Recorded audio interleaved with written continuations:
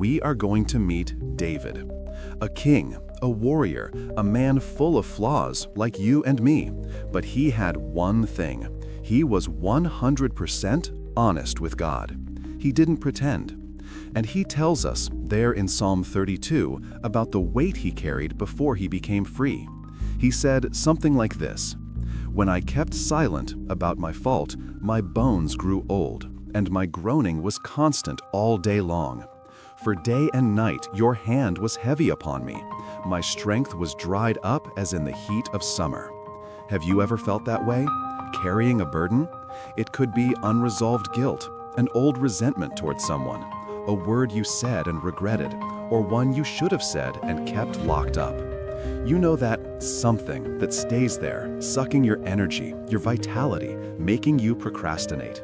That's it. But David gave us the key, the metaphor of freedom.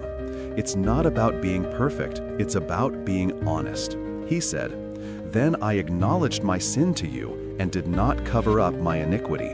I said, I will confess my transgressions to the Lord, and you forgave the guilt of my sin."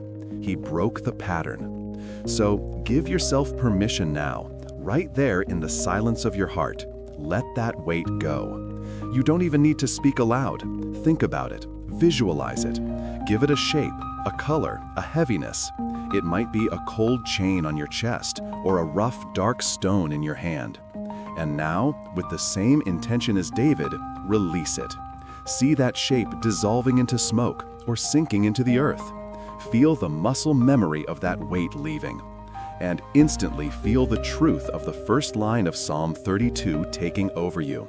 Feel what David felt, his relief. How happy, overwhelmingly happy, is the one whose transgressions are forgiven, whose sins are covered.